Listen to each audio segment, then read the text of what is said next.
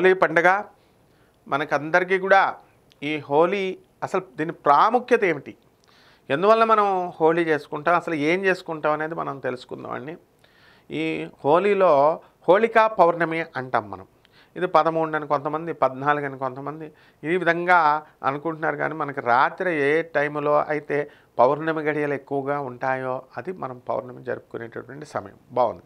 ఈ హోళికా పౌర్ణమి అసలు ఈ హోళిక అనేటటువంటి రాక్షసుని ఒకదాన్ని గడ్డి బొమ్మతో తయారు చేసి మనం రావణ దహనం ఏ విధంగా అయితే ఈ యొక్క దసరా రోజులను మనం చేస్తామో, దసరా పండుగ రోజున ఆ రోజుగా హోళిక దహనం అనేటటువంటిది మనం చేస్తాం. అసలు హోళిక ఎవరు అంటే హిరణ్యాక్ష హిరణ్యకశ్యప రాక్షసుల గురించి మనం విన్నాం కదా, వాళ్ళ చెల్లెలు ఈ హోళిక. ఈ హిరణ్యాక్షుని చంపాడనేటటువంటి కోపంతో హిరణ్యకశ్యపుడు ఏం చేస్తాడంటే విష్ణుమూర్తిని ద్వేషిస్తాడు. అతను ద్వేషం ఎంత తీవ్రస్థాయికి వెళ్ళిపోతుందంటే మనకి విష్ణు భక్తులందరినీ కూడా ఆయన చాలా బాధిస్తూ ఉంటాడు, బాధపెడుతూ మనకి ఓం నమో నారాయణ పదులు ఓం హిరణ్యకశ్యపాయ నమః అని చెప్పమంటాడు. అయితే మామూలు భయపడే భక్తులు ఏదో యాక్టింగ్ చేస్తారు, కానీ నిజమైనటువంటి భక్తులు ఎవరు కూడా, విష్ణు భక్తులు ఎవరు కూడా చెప్పరు. అంటే అతనికి హిరణ్యకశ్యపుడికి ఏమనుకున్నాడంటే విష్ణువు అంటే ఒక వ్యక్తి అనుకున్నాడు, విష్ణువు అంటే సర్వవ్యాపకుడు, అన్ని చోట్ల ఉంటాడు అని. అలా మనకి సర్వవ్యాపకుడిని మనం భగవంతుడిని మనం ఎప్పుడూ మనం పూజ చేస్తాం, ఒకళ్ళు ఆపమన్నా మనం ఆగం కదా. అయితే తన కొడుకైనటువంటి ప్రహ్లాదుడిని ఏం చేస్తాడంటే శ్రీ మహావిష్ణువు ఈ హిరణ్యకశిపుడు కొడుగ్గా పుట్టిస్తాడు, ప్రహ్లాదుడిని కొడుగ్గా పుట్టిస్తాడు హిరణ్యకశిపుడికి, శత్రువుని. ఈయన ఏం చేస్తాడు, ఈయనకి నారదుని చేత ఓం నమో నారాయణాయ అనే మంత్రాన్ని ఉపదేశింపజేస్తాడు. అందువలన హిరణ్యకశిపుడేమో విష్ణు భక్తి వద్దంటే ప్రహ్లాదుడేమో విష్ణు భక్తే చేస్తానంటాడు. ఈ విధంగా ఈ యొక్క విష్ణుమూర్తి మరి ఈ ప్రహ్లాదుడిని రక్షిస్తూ ఉంటాడు. హిరణ్యకశిపుడు ఏం చేస్తాడు, మానిపించడం కోసం ఇతను ఏనుగుల చేత తొక్కిస్తాడు, తన సొంత కొడుకుని పాముల చేత కరిపిస్తాడు, కొండలపై నుంచి తోసేస్తాడు, నదిలోకి సముద్రాల్లోకి విసిరి పారేస్తూ ఉంటాడు. ఎన్ని చేసినా సరే ప్రహ్లాదుడిని శ్రీ మహావిష్ణువు యొక్క భక్తి మహావిష్ణువు రక్షించే విధంగా చేస్తుంది. అయితే ఈ హోళికి ఇదంతా చూసి ఏం చేస్తుందంటే అన్నయ్య నేను ఈ యొక్క ప్రహ్లాదుడిని పెట్టుకొని కూర్చుంటానని అగ్నిలోకి తీసుకెళ్ళి అగ్నిలో ఇలా కూర్చుంటుంది. దాని ఉద్దేశం ఏంటంటే హోళిక అగ్ని నన్ను ఏం చేయలేదు, ఈ చిన్న కుర్రోని కాల్చేస్తుందని. అయితే శ్రీ మహావిష్ణువు యొక్క మాయా ప్రభావం వలన అగ్నిదేవుడు తన వేడిని పెంచుతాడు, హోళిక కాలిపోతుంది, ప్రహ్లాదుడు రక్షించబడతాడు.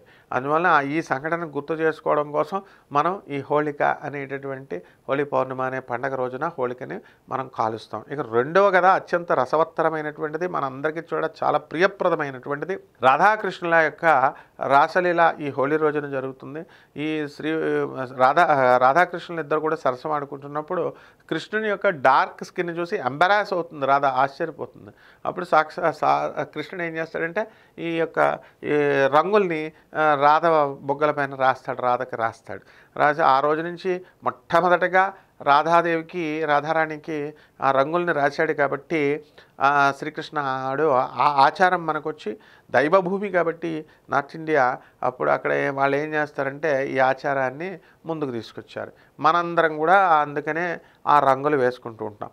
అయితే ఈ రోజున చేయాల్సినటువంటి పని ఏంటంటే ఉదయమే నిద్ర లేచి చక్కగా మన తలంటి స్నానం చేసి మనం కొత్త బట్టలు కట్టుకొని లేదా శుభ్ర వస్త్రాలు కట్టుకొని మనం వెళితే అందరూ మన మీద రంగులు వేసేస్తారు. కాబట్టి అంతా కూడా రంగులు వేసేసిన తర్వాత మనం ఆ తర్వాత తల స్నానం చేసుకొని కోడిగుడ్లు కూడా వేసేస్తున్నారు. అవన్నీ తలంటి స్నానం చేసుకున్న తర్వాత శుభ్రమైన వస్త్రాలు వేసుకొని చక్కగా ఆ రోజున ప్రహ్లాద మహారాజు చరిత్ర, భాగవతంలో చరిత్రని, అలాగే రాధాకృష్ణుల యొక్క పూజని కలశం పెట్టుకొని ఒక పీట వేసుకొని దానిపైన ముగ్గు వేసుకొని కలశాన్ని మనం గుడ్డపెట్టి కలశాన్ని చక్కగా రాధాకృష్ణుల ఇద్దరిని కలిపి ఓం రాధాకృష్ణాభ్యాం నమః ఆవాహయామి ఆవాహనం సమర్పయామి, ఈ విధంగా ఈ రాధాకృష్ణుల ఇద్దరిని కూడా అష్టాత్తర శతనామన పూజ చేసుకోవాలా. అలాగే షోడశోపచారాలతో పూజ చేసుకోవాలి. ఈ విధంగా చేసుకొని వెన్నని రాధాకృష్ణులిద్దరికీ కూడా నైవేద్యం చేయాలా, కీర నైవేద్యంగా పెట్టాలా. ఈ విధంగా ఏదో ఒకటి మనం నైవేద్యంగా పెట్టినప్పుడు అది అంతా కూడా పేదవాళ్ళకి మనం పంచాలా. ఈ విధంగా శ్రీ మహావిష్ణువు రాధాకృష్ణుల యొక్క పూజ మనం చేసుకోవడం ద్వారా ఈ హోళికా రోజున మనందరికీ హోళీ పౌర్ణమి రోజున బ్రహ్మాండంగా ఉంటుంది. శుభమస్తు.